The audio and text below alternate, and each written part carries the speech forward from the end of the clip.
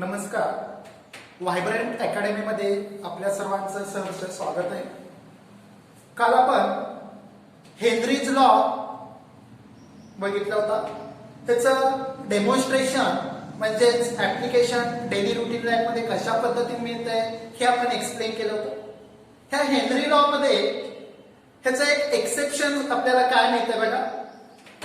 Exceptions मध्ये काय मिळतंय तर अकॉर्डिंग टू हेनरी लॉ आपण मगाशी सांगितल्या पद्धतीने काय मिळालं होतं तर the solubility of gas in a liquid increases with increasing pressure over the solution. ह्याला अपवाद असलेलं पहिला मिळतं बघा. Gases like ammonia and carbon dioxide हे त्याचे अपवाद असलेले पहिला मिळते. They do not obeys Henry's law. म्हणजे काय तर आता आपण काय सांगितलं गॅस जो लिक्विड मध्ये म्हणजेच वॉटर मध्ये डिझॉल्व्ह केलाय त्याची सोल्युबिलिटी काय होणार आहे इन्क्रीज होणार आहे. कधी त्या सोल्युशन वर जे आपण प्रेशर अप्लाय करतोय ते प्रेशर वाढवलं तर त्या गॅसची सोल्युबिलिटी वाढते. आणि ह्याला अपवाद काय सांगितलंय अमोनिया आणि कार्बन डायऑक्साइड. हे मात्र हेनरीज लॉ ओबेज करत नाही. म्हणजे काय आणि का ओबेज करत नाही तर बघा फॉर एक्झाम्पल हा अमोनिया ज्या वेळेला आपण वॉटर मध्ये डिझॉल्व्ह करतो त्यावेळेला हा अमोनिया वॉटर मध्ये डिझॉल्व्ह केला at that time they reacts with water. React होते म्हणजे काय तर ammonia this is an basic in nature आणि वॉटर वी नो दॅट त्याचं नेचर आपल्याला अम्फोटेरिक नेचर मिळतं. That is they shows acidic as well as basic character. मग हा वॉटर काय करतोय प्रोटॉन डोनेट करतोय. त्याने डोनेट केलेला प्रोटॉन अमोनियाने गेन केला आणि त्याच्यातून हा तयार झाला अमोनियम आयन आणि हायड्रॉक्सिल आयन. म्हणजे इथं हा अमोनिया वॉटर बरोबर रिॲक्ट होतो आणि त्याच्यातून अमोनियम आयन तयार होतो आणि त्यामुळं हा हेनरीज लॉ ओबेज करत नाही. सिमिलरली कार्बन डायऑक्साइड वॉटर मध्ये आपण डिझॉल्व्ह केला तर हा कार्बन डायऑक्साइड ज्या वेळेला वॉटर मध्ये डिझॉल्व्ह होतो त्यावेळेला त्याच्यातून हा कार्बोनिक ऍसिड तयार होतो. हा कार्बोनिक ऍसिड डिकंपोज झाला तर कार्बन डायऑक्साइड आणि वॉटर तयार होतो. मग हे अमोनिया आणि कार्बन डायऑक्साइड हे दोन्ही जर आपण बघितले तर हे काय होतात वॉटर मध्ये डिझॉल्व्ह होता मात्र ते वॉटर बरोबर रिॲक्ट होता आणि वॉटर बरोबर रिॲक्ट होऊन त्यांच्यातून नवीन हा स्पेसिस तयार होते नवीन सबस्टन्स तयार होता. सोल्युशन चेंज झाले पहिला मिळतं आणि त्यामुळं प्रेशरचा परिणाम त्याच्यावर झालेला दिसत नाही. तर हे एक अपवाद त्याच्यामध्ये आपल्याला मिळतोय. That is the ammonia and carbon dioxide gases they have higher solubility than expected by Henry's law.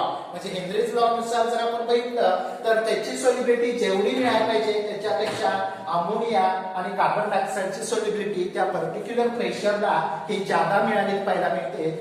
तर हे हेनरीज लॉचं एक्सेप्शन असेल. नाव दुसरे एक बेस्ट एक्झाम्पल मिळतं बघा. ऑक्सिजन गॅस जर आपण बघितला हा ऑक्सिजन गॅस ह्याची सोल्युबिलिटी जर आपण वॉटर मध्ये बघितली तर this is an very low solubility in water. Very low solubility in water. बघा हा जो ऑक्सिजन आहे तो वॉटर मध्ये एकदम कमी प्रमाणात डिझॉल्व्ह होतोय सोल्युबल होतोय. मात्र हाच वॉटर जर आपण बघितला तर ह्याची सोल्युबिलिटी ब्लड मध्ये मात्र आपल्याला एक्सिडिंगली हाय असले पाहायला मिळते. बघा ही सोल्युबिलिटी जी आहे ही काय सांगितली एक्सिडिंगली हाय मिळते आपल्याला कशाच्या मध्ये तर इन ब्लड. त्याचं रिझन काय मिळते वॉटर मध्ये हा ऑक्सिजन जो सोल्युबल होतोय ह्याचं प्रमाण जे आहे ते एक्स्ट्रीमली स्मॉल आहे. Very low solubility in water. मात्र तोच ऑक्सिजन ब्लड मध्ये मात्र एक्सिडिंगली हाय सोल्युबिलिटी दाखवतोय. Because this oxygen they can be binding with haemoglobin. कुणाबरोबर बाइंड होते तर ब्लडचा एक कॉम्पोनंट आपण बघतो. हा इम्पॉर्टंट कॉम्पोनंट ब्लड मध्ये जो मिळतो हिमोग्लोबिन. ह्या हिमोग्लोबिन बरोबर हा ऑक्सिजन काय करतोय बाइंड होतोय आणि त्याच्यातून ऑक्सी हिमोग्लोबिन तयार होतो आणि त्यामुळं तिथं आपल्याला ह्या ऑक्सिजनची सोल्युबिलिटी त्याच्यामध्ये इन्क्रीज झालेली पाहायला मिळते. तर ह्या काही अपवादात्मक केसेस आपल्याला हेनरीज लॉच्या पाहायला मिळते. आता हा हेनरीज लॉ आता आपण बघितलाय थेरॉटिकली मॅथमॅटिकली आणि त्याचे काही अपवादात्मक केसेस बघितल्या. डेली रुटीन मध्ये आपण त्याचं ऍप्लिकेशन बघितलं. ह्या हेनरीज लॉच्या बेसवर आपल्याला काही प्रॉब्लेम्स पाहायला मिळतील बघा. अकॉर्डिंग टू दॅट त्याच्यामध्ये पहिला प्रॉब्लेम काय मिळतो बघा, the solubility of nitrogen gas. कुणाची सोल्युबिलिटी सांगितली बघा, सोल्युबिलिटी ऑफ नायट्रोजन गॅस. आता नायट्रोजन गॅसेस सबस्टन्स आहे, याची सोल्युबिलिटी आपल्याला दिली कशामध्ये, in water at 25 degree Celsius temperature, particular temperature and 1 bar pressure असेल. आणि ही सोल्युबिलिटी मिळाली, किती मिळाली, तर this is at 6.85 into 10 raised to minus 4. 6.85 into 10 raised to minus 4 mole per liter. Mole per liter. Calculate.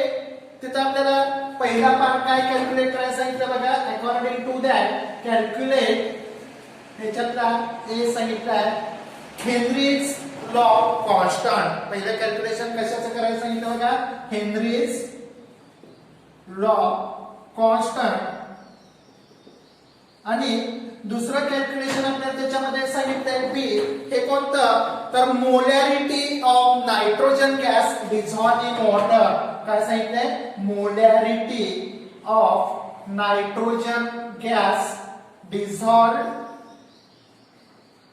In water. Water मध्ये जो nitrogen gas dissolve झालाय त्याची मोलॅरिटी आपल्याला डिटरमाइन करायला सांगितले. आणि त्याच्यासाठी कंडिशन्स काय दिलेत बघा, तर under atmospheric condition when partial pressure of nitrogen is, partial pressure काय सांगितलंय, पार्शियल प्रेशर कुणाचं, नायट्रोजन इज 0.75 बार. ही कंडिशन दिली under atmospheric condition and partial pressure किती दिलं, 0.75 बार. Now listen here. आता त्याच्यामध्ये आपल्याला दोन पार्ट कॅल्क्युलेट करायला सांगितले. पहिला पार्ट काय सांगितला, हेनरीज लॉ कॉन्स्टंट. आणि दुसरा बघतोय आपण molarity of nitrogen gas dissolved in water under atmospheric condition. आणि त्यावेळेला आणखी एक ऍडिशनल आपल्याला इन्फॉर्मेशन दिले, तिथं असणारा जो नायट्रोजन गॅस आहे त्याचं पार्शियल प्रेशर आपल्याला गिव्हन व्हॅल्यू दिली. आता सुरुवातीला आपल्याला गिव्हन मध्ये काय काय मिळतं बघा. अकॉर्डिंग टू दॅट पहिल्यांदा आपल्याला त्यांनी काय दिले बघा, सोल्युबिलिटी ऑफ नायट्रोजन गॅस. आणि ही सोल्युबिलिटी म्हणजे एस इज इक्वल टू किती दिली आपल्याला, 6.85 into 10 raised to minus 4 mole per liter.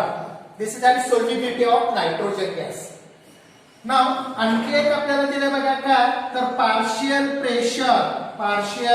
Pressure कुणाचं, नायट्रोजन गॅसचं. आणि हे पार्शियल प्रेशर किती दिलंय, 0.75 बार. These are the two important given values.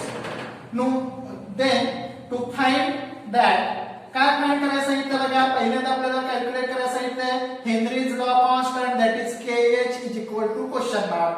आणि दुसरं आपल्याला विचारलंय molarity of nitrogen gas is equal to question mark. बघा गिव्हन व्हॅल्यू काय आहे आणि फाइंड काय करायला सांगितलंय. तर अकॉर्डिंग टू दॅट पहिलं कॅल्क्युलेशन आपल्याला मिळतंय टू कॅल्क्युलेट. हे पार्ट काय करणार आपण, to calculate Henry's law constant for nitrogen gas. Now according to Henry's law काय इक्वेशन बघितलं होतं बघा. अकॉर्डिंग टू हेनरीज लॉ काय मिळतं equation, S is equal to KH into P. That is आपल्याला KH डिटरमाइन करायचं आहे. KH is equal to S upon P. मग ह्याच्यामध्ये बघा S मीन्स सॉलिडिटी आणि P मीन्स प्रेशर. आता इथं बघा आपल्याला सॉल्युबिलिटी दिली नायट्रोजनची किती दिली, 6.85 into 10 raised to minus 4. आणि P मीन्स प्रेशर. मात्र प्रेशर कोणतं, तर हे प्रेशर काय सांगितलं होतं, ज्या वेळेला तो गॅस त्या सोल्युशन मध्ये डिझॉल्व केला त्या सोल्युशन वर असणारं जे प्रेशर आहे ते प्रेशर इथं असेल पहिला मिळतं. आणि ते प्रेशर आपल्याला दिले म्हणजे ते असणार आहे कोणतं, तर solubility of nitrogen gas in water at कधी सॉल्युबिलिटी सांगितलं तर त्यावेळेला टेम्परेचर किती होतं 25 डिग्री सेल्सिअस आणि प्रेशर किती होतं त्यावेळेला 1 बार म्हणजे तिथं सोल्युशन वर जे प्रेशर आहे ते किती असणार आहे 1 बार याचाच अर्थ आपल्याला हेनरीज लॉची कॉन्स्टंटची व्हॅल्यू मिळेल 6.85 into 10⁻⁴. सॉल्युबिलिटी कशामध्ये एक्सप्रेस केली मोल पर लिटर आणि प्रेशर होतं बार म्हणून त्याचं युनिट असेल मोल पर लिटर पर बार. तर हे पहिलं आपल्याला कॅल्क्युलेशन मिळते हेनरीज लॉ कॉन्स्टंट. आता दुसऱ्या याच्यामध्ये आपल्याला काय विचारलंय तर मोलॅरिटी. आपण काल बघितलं होतं बघा ज्यावेळेला आपण ठराविक अमाऊंट सोल्यूटचा ठराविक सॉल्व्हंट मध्ये डिसॉल्व्ह करतो त्यावेळेला डिफरंट टाइपचे कॉन्सन्ट्रेशन्स तयार झाले पहिला मिळते. म्हणजे किती अमाऊंट किती मध्ये डिसॉल्व्ह केला त्याच्यावर आपल्याला हे कॉन्सन्ट्रेशन्स मिळत असतात. मग हे जे कॉन्सन्ट्रेशन आहे हे कॉन्सन्ट्रेशन आपल्याला एक्सप्रेस करण्यासाठी वेगवेगळ्या मेथड आपल्याला सांगितल्या होत्या. त्यापैकीची एक मेथड होती बघा मोलॅरिटी. मग मोलॅरिटीचं मिनिंग आपण काय बघितलं होतं आठवतंय का बघा. मोलॅरिटी सेकंड पार्ट आपल्याला काय कॅल्क्युलेट करायचं बघा to calculate molarity of nitrogen gas. मग मोलॅरिटीचं इक्वेशन होतं बघा मोलॅरिटी इज इक्वल टू काय मिळतं नंबर ऑफ मोल्स. कुणाचे नंबर ऑफ मोल्स तर इथं पर्टिक्युलर सबस्टन्स कोण आहे नायट्रोजन म्हणून इथं आपण काय घेणार number of moles of nitrogen divided by volume of solution in litre. तर हे आपल्याला काय मिळत होतं मोलॅरिटी मिळत होतं. मग आता बघा आपल्याकडे गिव्हन व्हॅल्यू काय आहे तर आपण पहिल्या याच्यामध्ये काय डिटरमाइन केला हेनरीज लॉ कॉन्स्टंट. आता त्याच इक्वेशनचा वापर करून आपण आणखी ह्या नायट्रोजनची सॉल्युबिलिटी डिटरमाइन करतो KH * P. बघा पहिल्या याच्यामध्ये सोल्युशन मध्ये आपल्याला सॉल्युबिलिटी मिळाली होती किती होती 6.85 into 10⁻⁴. बघा नाव दुसरं सोल्युशन आपल्याला काय सांगितलंय तर पहिल्या सोल्युशन नुसार आपण काय डिटरमाइन केलं हेनरीज लॉ कॉन्स्टंट आणि दुसऱ्या याच्यानुसार काय विचारलं molarity of nitrogen gas dissolve in water. त्यावेळेला नायट्रोजन गॅसचं प्रेशर त्याला म्हटलं पार्शियल प्रेशर हे किती आहे 0.75 बार. म्हणजे ज्या वेळेला पहिल्यांदा सॉल्युबिलिटी आपल्याला मिळाली होती त्यावेळेला प्रेशर होतं 1 बार. आता दुसऱ्यांदा ज्या वेळेला आपण सॉल्युबिलिटी डिटरमाइन करणार आहे त्यावेळेला प्रेशर किती आहे 0.75 बार. म्हणजे इथं आपल्याला बघा KH हा कॉन्स्टंट आहे त्याची व्हॅल्यू आपल्याला माहिती आहे किती आहे 6.85 into 10⁻⁴ इनटू आपल्याला पार्शियल प्रेशर नायट्रोजनचं तिथं मिळते आणि ते प्रेशर किती आहे 0.75 आणि हे जर मल्टिप्लिकेशन केलं हा प्रोडक्ट आपल्याला मिळते बघा 5.138. बघा काय मिळते आपल्याला 5.138 into 10⁻⁴. आता बघा त्याच्यामध्ये आपण बघितलं हा जो हेनरीज कॉन्स्टंट आहे त्याचं युनिट काय होतं मोल पर लिटर पर बार आणि मल्टिप्लाय कशाने केलं आपण प्रेशर आणि ह्या प्रेशरचं युनिट सुद्धा काय बार. म्हणजे हा बार ला पर बार कॅन्सल झाला म्हणजे इथं आपल्याला सॉल्युबिलिटी मिळाला हा कशामध्ये मिळेल मोल पर लिटर. बघा सॉल्युबिलिटी मिळाली ती कशामध्ये मिळाली मोल पर लिटर म्हणजेच मोलॅरिटी मिळाली. सॉल्युबिलिटी म्हणजेच काय मिळाली मोलॅरिटी. कारण मोलॅरिटीचं इक्वेशन काय number of moles divided by volume of solution in litre. आपली सॉल्युबिलिटी मिळाली ती सुद्धा कशी मिळाली मोल पर लिटर म्हणजेच मोलॅरिटीचं युनिट सेम तेच आहे मोल पर लिटर. म्हणजे आपल्याला नायट्रोजनची सॉल्युबिलिटी मिळेल ऍट अ पार्शियल प्रेशर 0.75 बार. तर हे आपल्याला हा एक प्रॉब्लेम मिळतोय हेनरीज लॉच्या बेसवर. ना त्याच्या बेसवर दुसरा एक प्रॉब्लेम काय मिळतो बघा अकॉर्डिंग टू हेनरीज लॉ. जसं आपण थेरॉटिकली मॅथमॅटिकली हा हेनरीज लॉ बघितला त्याचे ऍप्लिकेशन्स बघितले त्याचे अपवादात्मक केसेस आपण बघितले तसं आणखी हे आपण जे प्रॉब्लेम्स बघतोय this is also applications of Henry's law. हे सुद्धा काय असले पहिला मिळते हेनरीज लॉचे ऍप्लिकेशन असले पहिला मिळते. सेकंड प्रॉब्लेम आपल्याला त्याच्यामध्ये काय मिळते बघा तर हेनरीज लॉ कॉन्स्टंट दिला आपल्याला कुणाचा मिथाइल ब्रोमाइड. बघा काय सांगितलंय Henry's law constant Henry's law constant for कुणासाठी methyl bromide this is one of the compound कोणता कंपाऊंड दिलाय मिथाइल ब्रोमाइड आणि ह्याचा काय सांगितलं आपल्याला हेनरीज लॉ कॉन्स्टंट याची व्हॅल्यू दिली बघा 0.159 mole per litre per bar Henry's law ची व्हॅल्यू दिली आपल्याला कॉन्स्टंटची आणि त्याचं युनिट काय मिळते mole per litre per bar at 25 degree Celsius कधी मिळते आपल्याला हे 25 degree Celsius what is the solubility of methyl bromide in water काय विचारलं आपल्याला बघा what is the solubility what is the solubility of कुणाची solubility methyl bromide in water कशामध्ये solubility आपल्याला डिटरमाइन करायला सांगितले वॉटर मध्ये कधी तर at 25 डिग्री सेल्सिअस टेम्परेचर किती दिले बघा 25 degree Celsius and at a pressure 130 millimetre mercury pressure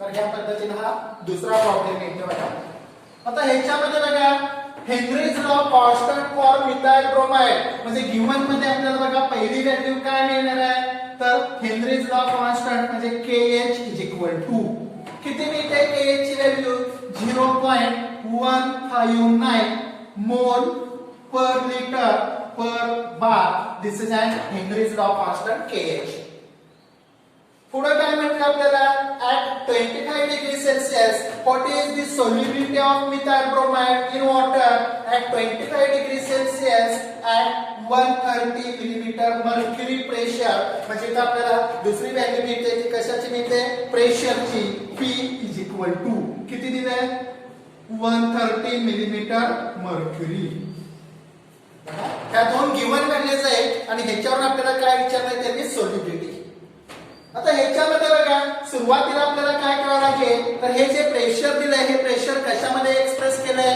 millimetre mercury ह्याचं कन्व्हर्जन करून घ्यावं लागेल आपल्याला कशामध्ये तर सुरुवातीला आपण ह्याचं कन्व्हर्जन ऍटमॉस्फिअर मध्ये करणार आहे आणि ऍटमॉस्फिअरचं कन्व्हर्जन SI युनिट बार मध्ये आपण करतोय नाउ अकॉर्डिंग टू दॅट ह्याच्यामध्ये रिलेशन आपल्याला काय मिळतं बघा जनरल रिलेशन आपल्याला काय मिळतं 760 मिलीमीटर मर्क्युरी करस्पॉन्ड टू 1 एटमॉस्फिअर बघा एका एटमॉस्फिअरची व्हॅल्यू किती असते 760 मिलीमीटर मर्क्युरी मग याच्यात आपल्याकडे किती मिलीमीटर मर्क्युरी आहे 130 मिलीमीटर मर्क्युरी आपल्याकडे आहे त्याची एटमॉस्फिअर किती होती बघा 760 मिलीमीटर मर्क्युरी साठी 1 एटमॉस्फिअर सांगितलं आहे तर 130 मिलीमीटर मर्क्युरी साठी किती एटमॉस्फिअर म्हणजे क्रॉस मल्टिप्लिकेशन करावं लागेल आणि क्रॉस मल्टिप्लिकेशन मध्ये काय मिळेल 1 into 130 डिवाइड बाय 760 बघा मग 130 डिवाइड बाय 760 हे जर आपण सॉल्व केलं डिवाइड केलं तर तिथे आपल्याला त्याचे मॅग्निट्यूड मिळेल आणि तो मॅग्निट्यूड किती मिळतोय 0.171 एटमॉस्फिअर बघा म्हणजे गिवन प्रेशर जे होतं ते मिलीमीटर मर्क्युरी मध्ये दिलंय त्याचं कन्व्हर्जन आधी कशामध्ये केलं एटमॉस्फिअर आणि ती व्हॅल्यू एटमॉस्फिअर मध्ये किती आली 0.171 एटमॉस्फिअर आता हे जे एटमॉस्फिअर मिळालंय त्याचं कन्व्हर्जन पुन्हा बार मध्ये करावं लागतं मग bar this is an SI unit of pressure मग 1 एटमॉस्फिअर जर आपण बघितलं तर ह्याची बार मध्ये व्हॅल्यू किती मिळते 1.013 बार एका एटमॉस्फिअरची बार मध्ये व्हॅल्यू किती आहे 1.013 बार मग आपल्याकडे एटमॉस्फिअर किती आहे 0.171 atmosphere is equal to how many bar बघा रिलेशन लक्षात आलं का एका एटमॉस्फिअरची व्हॅल्यू किती आहे 1.013 बार आहे मग आपल्याकडे एटमॉस्फिअर किती आहे 0.171 एटमॉस्फिअर आहे is equal to how many bar म्हणजे आताच्या सारखं आपल्याला क्रॉस मल्टिप्लिकेशन करावं लागेल 1.013 into 0.171 डिवाइडेड बाय 1 मग याचं मल्टिप्लिकेशन आपण केलं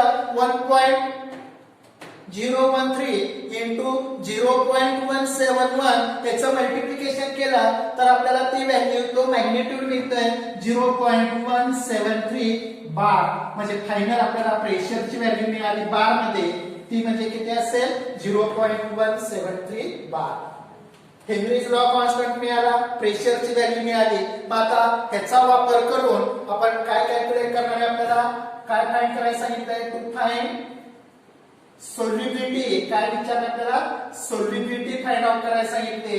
मग ही सोल्युबिलिटी कशा पद्धती मिळते, त्याच्यासाठी हेनरीज लॉचं इक्वेशन काय मिळतं, तर अकॉर्डिंग टू हेनरीज लॉ काय मिळालं होतं इक्वेशन, मगाशी आपण डिराइव्ह केलं होतं, कालच्या लेक्चरला बघितलं होतं बघा. हे हेनरीज लॉचं इक्वेशन S = KH × P.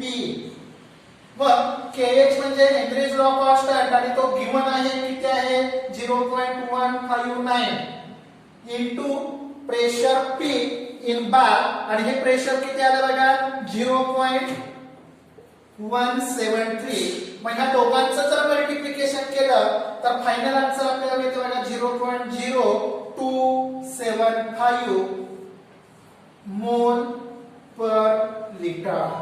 कारण बघा हेनरीज लॉ कॉन्स्टंट ह्याचं युनिट काय, मोल पर लिटर पर बार. ह्याला कशा मल्टिप्लाय केला, P प्रेशर इन बार, आणि त्यामुळे कॅन्सल झालं. म्हणजे सोल्युबिलिटी S आपल्याला मिळणार आहे कशामध्ये, मोल पर लिटर. तर ह्या पद्धतीने आपल्याला हा टोटल हेनरीज लॉ मिळतो. नाउ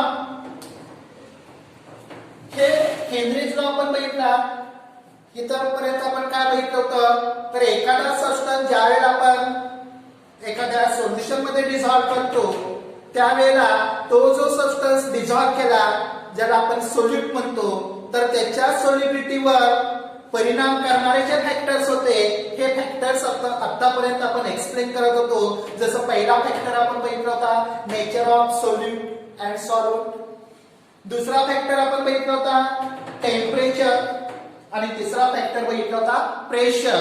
तर हा हेनरीज लॉ आपल्याला मिळाला होता.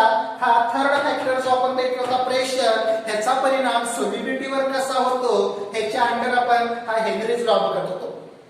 नाउ नेक्स्ट इम्पॉर्टंट पार्ट आपल्याला ह्याच्यामध्ये बघायचे तो म्हणजे कोणता, तर vapour pressure of solution of liquid in liquid. म्हणजे सोल्युशन कशा टाईपचं आहे, सुरुवातीला आपण बघितलं होतं एकूण 9 टाईपचे सोल्युशन्स आपल्याला मिळाले होते. Depends upon nature of solute and nature of solvent. मग इथं सोल्यूट जो आहे तो लिक्विडच आहे, सॉल्व्हंट सुद्धा आहे तो सुद्धा कोण आहे, लिक्विडच आहे. मग अशा टाईपचं जे सोल्युशन मिळालं ज्याच्यामध्ये सोल्यूट आणि सॉल्व्हंट दोन्ही लिक्विड फॉर्म मध्ये असतील, ज्याच्यामध्ये सोल्यूट आणि सॉल्व्हंट हे दोन्ही कसे असणार आहे, लिक्विड फॉर्म मध्ये असतील, त्या टाईपच्या सोल्युशनवर वेपर प्रेशर त्याचं कशा पद्धतीनं चेंज होतं, त्याच्यावर रिलेशन काय मिळतं हे आपण बघणार आहोत. आणि त्याच्यासाठी आपल्याला पर्टिक्युलर आणखी एक लॉ डिटेल मध्ये आपण बघणार आहे, राऊल्स लॉ. आता त्याच्यासाठी काय सांगितलं बघा, binary solution of 2 volatile liquids. Solution कसं घेतलंय, बायनरी. बाय मीन्स 2, ज्याच्यामध्ये फक्त 2च कॉम्पोनंट असतात त्याला आपण म्हणतो बायनरी सोल्युशन. जसं त्याच्यामध्ये कॉम्पोनंट वाढत जाते त्या पद्धतीनं त्याचं नेचर चेंज होतं. 3 कॉम्पोनंट असतील तर टर्नरी असेल, 4 कॉम्पोनंट असेल क्वाटर्नरी असेल. इथं आपण कन्सिडर करताना काय कन्सिडर केलं, बायनरी सोल्युशन, म्हणजे ज्याच्यामध्ये 2 कॉम्पोनंट आहे आणि हे दोन्ही कॉम्पोनंट कसे आहेत, व्होलॅटाइल लिक्विड्स आहेत. हे दोन्ही कॉम्पोनंट कसे आहेत, व्होलॅटाइल लिक्विड. आता व्होलॅटाइल म्हणजे काय, तर बघा बऱ्याच वेळेला आपल्याला हा शब्द येतो व्होलॅटाइलचं मिनिंग. त्याचं रूम टेम्परेचरला सॉलिड सबस्टन्स जो आहे त्याचं रूपांतर डायरेक्ट वेपर गॅसेस स्टेट मध्ये होतं किंवा लिक्विडचं रूपांतर डायरेक्ट कशामध्ये होतं, गॅसेस मध्ये होतं. त्याला काय म्हटलं तर व्होलॅटाइल. मग इथं बायनरी सोल्युशन जे आपण घेतलंय त्याच्यामध्ये दोन्ही कंपोनेंट जे आहेत ते काय व्होलॅटाइल असले पहिला मिळते. आणि हे जे सोल्युशन आहे हे सोल्युशन काय केलं, place in a close container. कशामध्ये प्लेस केले, close container. Now both liquids they get vaporised, कारण दोघांचं नेचर कसं आहे, व्होलॅटाइल आहे आणि त्यामुळे दोन्ही कंपोनेंट तिथं काय होतील, वेपराइज झालेलं पाहायला मिळते आणि मग त्यांच्यामध्ये काय झालेलं पाहायला मिळते लिक्विड फेज आणि वेपर फेज यांच्यामध्ये इक्विलिब्रियम फॉर्म होतं. आपण बघितलं होतं वेपर प्रेशर कसं तयार होतं. हे क्लोज कंटेनर आहे, ह्याच्यामध्ये दोन कंपोनंट आहेत A1 आणि A2. तर A1 व्होलॅटाईल आहे म्हणजे सहजासहजी याचं काय होणार इव्हॅपोरेशन होणार. A2 सुद्धा व्होलॅटाईल आहे, त्याचं सुद्धा इव्हॅपोरेशन होईल आणि मग त्याचं इव्हॅपोरेशन झालं, वेपर्स तयार झाले. हे वेपर्स आणि हे लिक्विड यांच्यामध्ये काय तयार होतं इक्विलिब्रियम कंडिशन तयार झाले पाहायला मिळते आणि मग त्या इक्विलिब्रियम कंडिशन मध्ये त्या पर्टिक्युलर कंपोनंटचे जे वेपर्स आहेत त्यांनी जे प्रेशर एक्झर्ट केलं ते म्हणजे त्याचं पार्शियल वेपर प्रेशर असेल. म्हणजे A1 चे जे कंपोनंट आहेत वेपर स्टेट मधले किंवा A2 चे जे कंपोनंट आहेत वेपर स्टेट मधले यांनी जे प्रेशर तयार केलं त्यांचं रिलेशन कुणाबरोबर तर त्या सोल्युशन मध्ये A चा अमाउंट किती आहे म्हणजे A1 चा as well as A2 चा अमाउंट किती आहे म्हणजे त्याचं मोल फ्रॅक्शन यांचं रिलेशन एक्सप्रेस केलंय त्या पर्टिक्युलर लॉच्या सहाय्यानं. आणि हा लॉ कोणता मिळतोय तर राउल्स लॉ. हा लॉ आपण बघतो बघा राउल्स लॉ हा काय मिळतोय राउल्स लॉ. ह्याचं स्टेटमेंट काय मिळतं बघा. Raoult's law states that the partial vapor pressure of any volatile component काय सांगितलंय partial vapor pressure of any volatile component म्हणजे कोणताही एखाद्या सोल्युशन मधला जो कंपोनंट आहे हा कंपोनंट कसा असेल व्होलेटाईल असेल तर त्याचं partial vapour pressure of any volatile component of a solution volatile component of a solution is equal to मग त्याचं पार्शियल वेपर प्रेशर किती असतं सांगितलंय is equal to vapour pressure of pure component.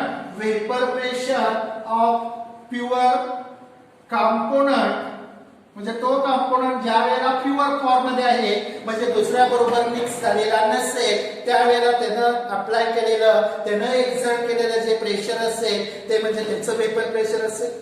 Multiply by कशाने multiply केलं बघा multiply by its mole fraction in a solution. This is an Raoult's law.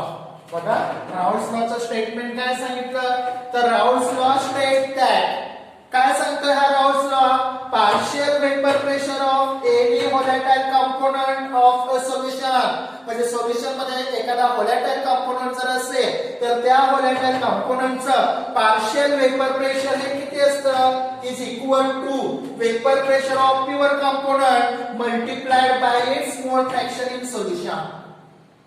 म्हणजे काय तर बघा पार्शियल वेपर प्रेशर म्हणजे काय ज्या वेळेला आपण सोल्युशन तयार करतो. आता मी एक्झाम्पल सांगितलं होतं हे काय कन्सिडर केलंय सपोज बायनरी सोल्युशन ऑफ कशाचं बायनरी सोल्युशन होतं टू व्होलॅटाईल कंपोनंट्स. दोन व्होलॅटाईल कंपोनंट्स घेतलेत आणि यांचं हे बायनरी सोल्युशन आपण बघतोय to व्होलॅटाईल component A1 and A2. बघा binary solution of two volatile components A1 and A2 हे दोन्ही A1 आणि A2 हे दोन्ही व्होलॅटाईल कंपोनंट आहे आणि ह्यांचं मिळून काय तयार केलं हे binary solution. According to Raoult's law ह्याच्यामध्ये आपल्याला काय मिळालं तर हे जे व्होलॅटाईल कंपोनंट आहे ह्यांचं पार्शियल वेपर प्रेशर. पार्शियल म्हणजे काय तर ज्या वेळेला ते मिक्सचर फॉर्म मध्ये आहे त्यावेळेला A1 ने जे तयार केलेलं A1 ने जे तयार केलेलं जे वेपर प्रेशर असेल ते म्हणजे त्याचं पार्शियल वेपर प्रेशर असेल. त्याच मिक्सचर मध्ये A2 ने तयार केलेलं जे वेपर प्रेशर आहे ते A2 चं पार्शियल वेपर प्रेशर असेल. तर हे किती असतं म्हणून सांगितलं तर is equal to vapour pressure of pure component multiply by its mole fraction in solution. म्हणजे काय सपोज A1 हा जर आपण बघितला तर ह्याचं पार्शियल वेपर प्रेशर